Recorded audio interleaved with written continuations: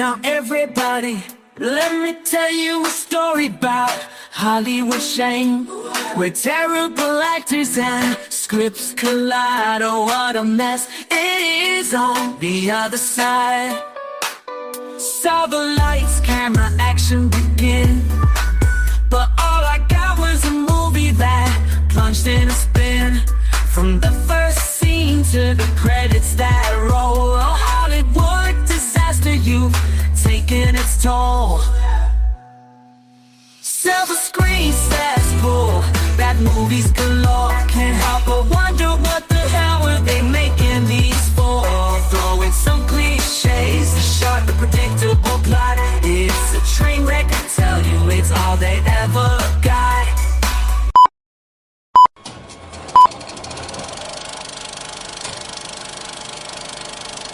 And now for our feature presentation.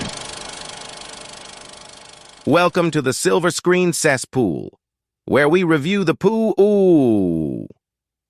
And now your host, the surveyor of cinema, the mocker of moronic movies, the terror of tiny town, the last known survivor of battlefield Earth, the one of many, Alan Smithee.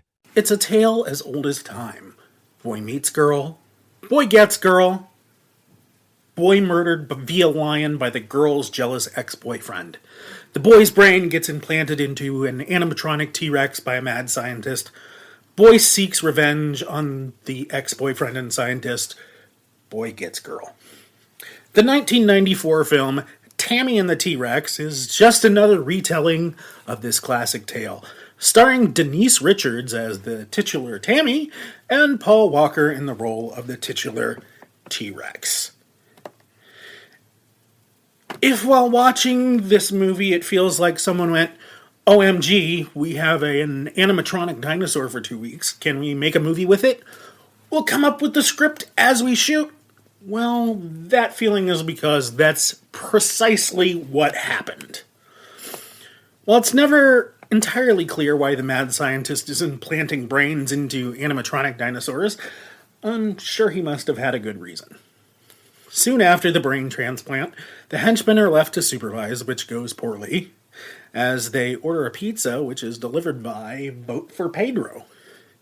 Apparently, the smell of pepperoni brings the animatronic king of all lizards to life, like lightning brought Frankenstein to life.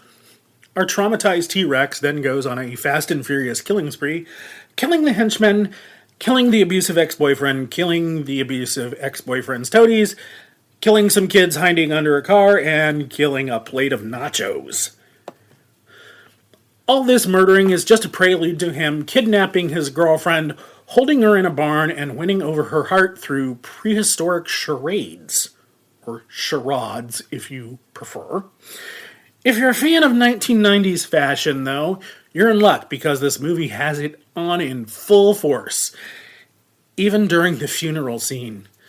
Seriously, multiple mourners at the funeral are wearing John Cena-style jorts and those Baja rug hoodie things that were so popular for some reason. Then, boom boom, heckalacka boom boom, the Tri-State T-Rex Task Force, led by the black sheriff named Sheriff Black, shows up at the barn to address the dino problem.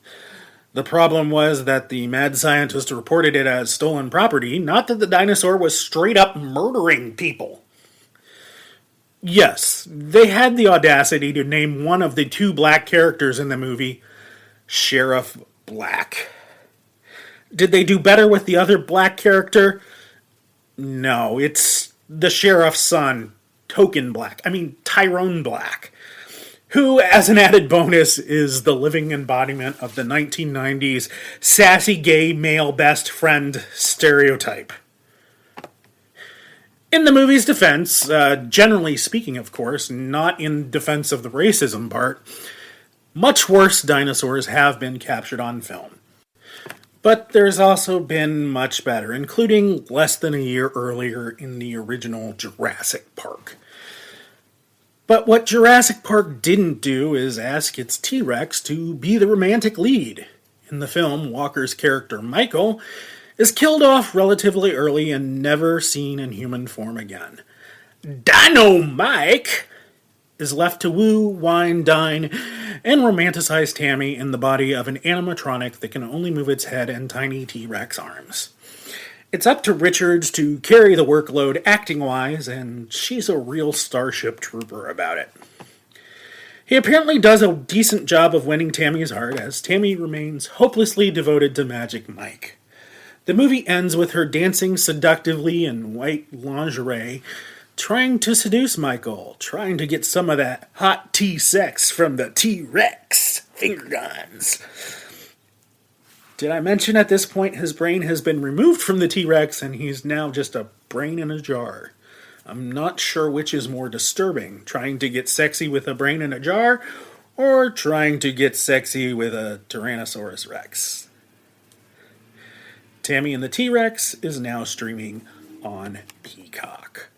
Silver Screen Cesspool is written, directed, and starring Alan Smithee. Assistant director, producer, and stunt coordinator, Alan Smithee.